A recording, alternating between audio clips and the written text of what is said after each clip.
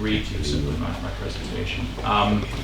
So although the theme of this conference is Austrian economics, I hope you'll forgive me if I speak to you very much as an outsider looking in about classical liberalism in general.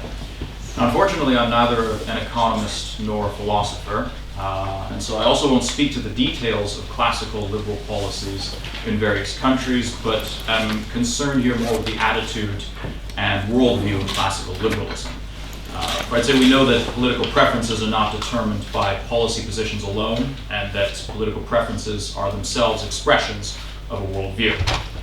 Classical liberalism would appear to me to be in a bad way in the West today. Now, I'll spare you the usual laundry list of news items that have transpired over the last few years, which you're all familiar with anyways, and skip straight to the crux of the matter. How is it that a set of ideals explored and espoused by such luminaries as John Locke, Adam Smith, Edmund Burke, Thomas Jefferson, Lord Acton, you can dispute the names on this list, and even our own Friedrich von Hayek, for that matter, to name but a few, could come to be increasingly maligned in our time? We've always known that socialism in all its guises posed a threat to classical liberalism in subjecting liberty to equality of outcome, which is an equality that could be bought at the price of servitude. Today, we also see some conservative movements in various countries beginning to dispense with the traditional separation between state and civil society, one of the hallmarks of the alliance between classical liberals and conservatives. As populist movements continue to gain traction around the Western world, I am in no position to say what the prospects are of repairing this alliance. It would seem in any case that some conservatives are about as fed up with classical liberalism's tendency to talk only about economic freedoms as they are with socialism. The well-balanced triangle that Hayek sketched out in his famous essay, Why I'm Not a Conservative, which has come up a few times in this conference, where you have socialists in one corner, liberals in another, and conservatives in the third, is becoming increasingly elongated with the critical mass developing around the socialist and conservative camps, both of them united against the individualism and the perceived materialism of classical liberalism. Now, perhaps they have a point. Perhaps classical liberals have been less forthcoming about the excesses and faults of what the classical liberal tradition has become. I would like briefly to enumerate a couple of faults, which I believe to be faults if they are carried to excess. Materialism and opposition to the state. In some sense, the classical liberal tradition has been undone by its astounding success. For classical liberalism triumphed over communism. The capitalist economic system, coupled with the ethic of industrial society, has enriched millions upon millions all over the world and done more to raise people out of poverty than anything else, as we all very well know. The capitalist economic system has brought us immense material prosperity, and yet we remain unhappy, at least some of us do. Why? Classical liberalism has had little to offer in terms of our spiritual enrichment, for one. Now, this is not because classical liberals despise the spirit, as I hope to illustrate over the course of my talk, although I do feel that in their very worst form, they obsess excessively and exclusively over economic and material concerns. They are methodological individualists, and they have, as such, an individualistic view of man. This view has its strengths in endowing every individual, regardless of sex, race, or background, with the capacity to reason. A capacity that neither precludes nor demands the pursuit of spiritual questions. On the other side, seen uncharitably though, one could say that classical liberalism has simply dispensed with such questions, either because they cannot be answered, or because they're viewed as irrelevant, in particular to economic issues. Now, on the other side, when we come to the state, one of the greatest dangers to said liberalism is the state, famously defined, as we know, by the sociologist Max Weber, as a human community that successfully claims the monopoly of the legitimate use of physical force within a given territory. For reasons I certainly needn't remind you of, such an entity can impede liberty and economic efficiency, as well as erode our moral sensibilities by depriving us of any sense of agency or duty. But is it possible that classical liberals at times conflate opposition to the institutions and means of coercive control that organize and preserve order in a political community with opposition to the public good as such? And is it also possible that if classical liberals distrust the state because of its tendency to concentrate so much power, they should be equally suspicious of any entity or individual at all amassing so much power? Now, if there is any justice in what I have said thus far about the political potential pitfalls of focusing so strongly on materialism in opposition to the state, what are some things that classical liberals could consider in dealing with these issues? For better or worse, classical liberals needn't look any further than another branch of their own tradition, namely the French tradition of liberalism. In focusing on this particular branch, I do not mean to suggest that the following ideas were foreign to their British counterparts, for example. It's rather that I simply feel an elective affinity with this particular tradition and would like to share it with you. 40 years ago, the philosopher Sir Larry Allen Siedentop argued that the French tradition of liberalism was rich in certain insights. Namely that 1, humans are part of societies that have their own quirks and histories. 2, their problems will require different solutions according to the history of that society and the experiences and the spirit of the people. And 3, the safeguarding of liberalism required some idea of the political community, the res publica, if you will, in which these liberties could be practiced and defended. This is what we might call the Republican tradition of classical liberalism, which begins arguably with Montesquieu and passes through various 19th century thinkers such as Benjamin Constant and Alexis de Tocqueville, and includes thinkers from the 20th century such as Raymond Aron. They believed in the importance of individual liberty, but they also saw it intertwined with robust political engagement. In fact, as concerned as they were with an excessively large and centralized state, they were equally concerned with the opportunities for despotism that could be visited upon an unengaged, apolitical, atomized population focused only on themselves and their particular private interests.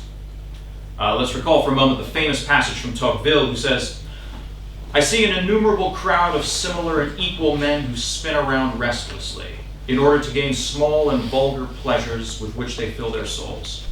Each one of them, withdrawn apart, is like a stranger to the destiny of all the others. His children and his particular friends form for him the entire human species. As for the remainder of his fellow citizens, he's next to them, but he does not see them. He touches them without feeling them.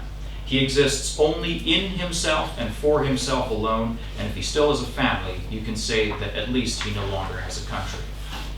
Above these men arises an immense and tutelary power that alone takes charge of assuring their enjoyment and of looking after their fate. It's absolute, detailed, regular, far-sighted, and mild.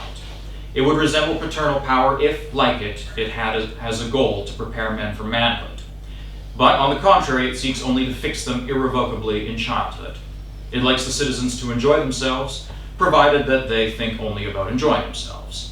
It works willingly for their business, but it wants to be the unique agent for it and the sole arbiter.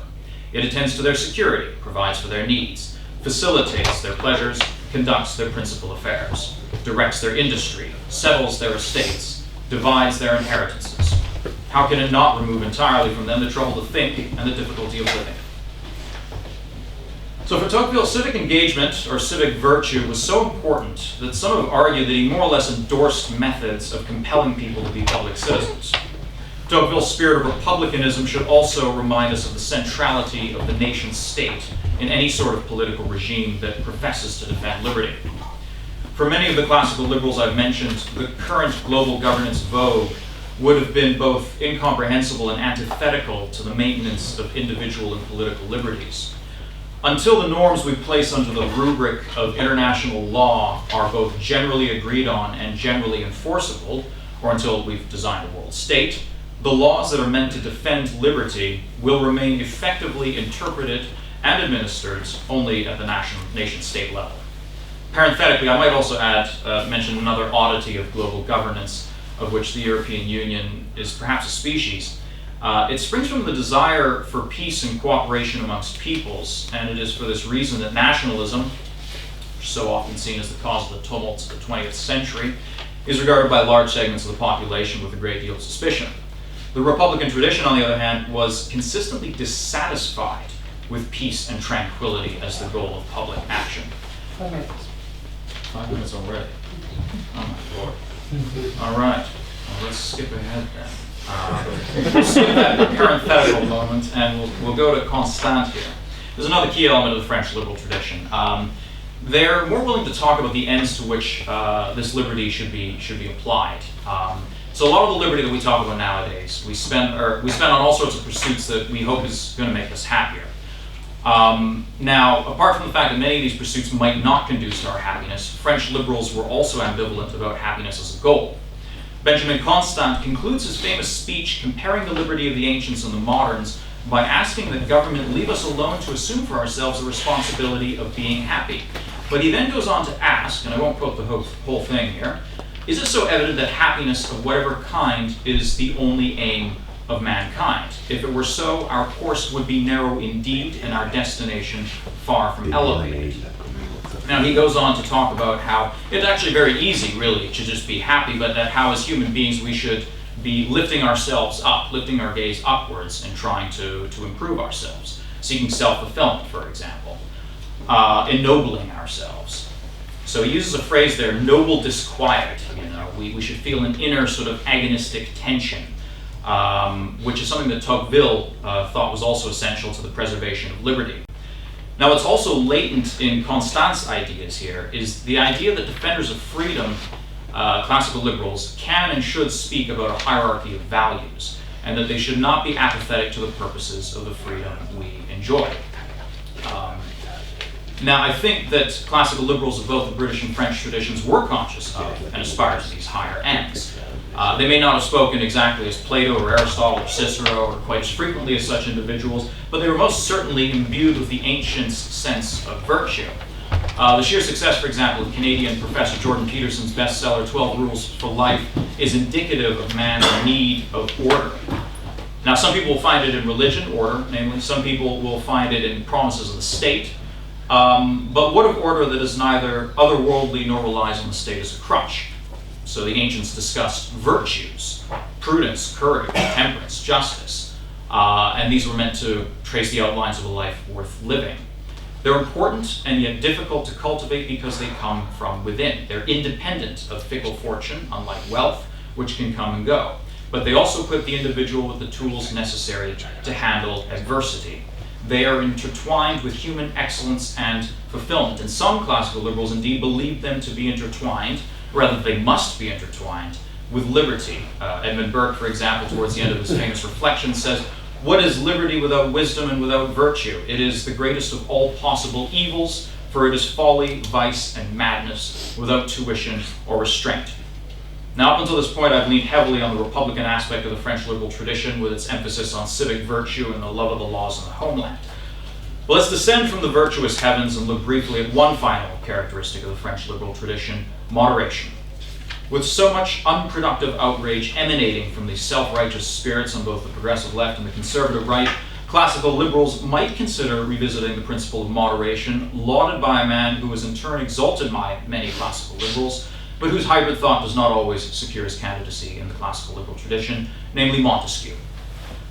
His magnum opus has many purposes, the spirit of the laws, one of which is to prove that the spirit of moderation should be that of the legislator. The political good, like the moral good, is always found between two limits. In fact, given the polarization of public debate today, it's as if he were half speaking to us when he observes, "In extremely absolute monarchies, historians betray the truth because they do not have the liberty to tell it. In extremely free states, they betray truth because of their very liberty for as it always produces divisions, each one becomes as much the slave of the prejudices of his faction as he would be of a despot." He sounds a note of almost Hayekian epistemic humility when he remarks, "The soul takes such delight in dominating other souls, even those who love the good love themselves so much that no one is so unfortunate as to distrust his good intentions. But extreme laws for good give rise to extreme evil." French liberals, especially those who could reflect on the French Revolution, had an understanding of tragedy, that evil and unintended consequences can come from good intentions. And this is another reason for their moderation. So Montesquieu, as any well-bred gentleman of the time, was educated in the classical tradition. He certainly saw merits of virtue, but he was also enough of a modern to acknowledge the salutary effects occasioned by the development of gentle commerce, as we know. And he was conscious of the pitfalls, though, of excessively adopting the commercial ethic. He said, "We see that in countries where one is affected only by the spirit of commerce, there's traffic in all human activities and all moral virtues. The smallest things, those required by humanity, are done or given for money. The spirit of commerce produces in men a certain feeling for exact justice, opposed on the one hand to banditry, and on the other to those moral virtues that make it so that one does not always discuss one's own interests alone, and that one can neglect them for those of others."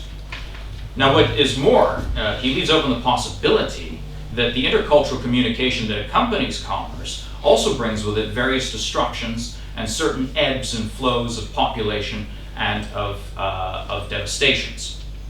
He, after all, knowing more about each other, being in ever more frequent contact with each other, can also give us so many more reasons to hate each other. Might we even be more open to one another if we didn't dogmatically assert the inherent desirability of the unencumbered movement of people across borders, as if borders themselves were barriers and not the expression of a country's liberty and national sovereignty? Montesquieu understood that liberty could take on different meanings as well as present itself differently in different cultures. He understood that imposing liberty on a people unready or unaccustomed to it could be tyrannical. His thought embraces paradoxes such as the paradox of the state, which is at once a threat and a protection, a constant potential threat against liberty, and at the same time an indispensable guarantor of the liberty and security of all. And here I'll conclude. But let's not conclude with paradoxes. The spirit of classical liberalism is one of optimism. It's a fighting spirit. It partakes neither of the progressist penchant for denigrating the past and present in light of a utopian future, nor of the conservatives' lament of the imperfect present in light of the imagined perfection of the past. It exists, as Hannah Arendt might say, between past and future in the field of action. And this is appropriate at a time when people despair at their seeming powerlessness and inability to effect any changes in their lives. The answer is not, as you well know, to ask always what the state can do for us, as if we were little more than the meek recipients of rights. Classical liberalism restores individual agency by speaking of human beings not as victims of structural oppression, but as free actors who can take steps towards shaping their own future. It is, to wield the language of the left, supremely empowering. It allows us to open our minds to solutions that are not state-sponsored, and in so doing, it also frees us of the polarized debates concerning what the state should do to address some social ill or how we can realize ourselves through the state. And as classical liberalism restores individual agency, it can also speak to those who feel that all of this material prosperity has not brought them the happiness they had expected. It can remind them of the examples that inspired the great tradition of classical liberalism, of ancient Greek and Roman philosophy, for example, which advocated the cultivation of the virtues as the true path to fulfillment, and not the cultivation of the bank balance. Classical liberalism can speak the language of virtue, of liberty well applied. It's a difficult philosophy, and I don't know if it'll ever gain mass traction. It places the burden of responsibility on individuals themselves. It requires a vigilance that is difficult to sustain amongst generations of people who have known freedom all their lives. But its accomplishments are indeed marvelous, and it offers a path forward to those who would advocate solutions that do not emanate from the state, who believe in individual happiness and virtue, and who prize civility, moderation, and liberty. Thank you.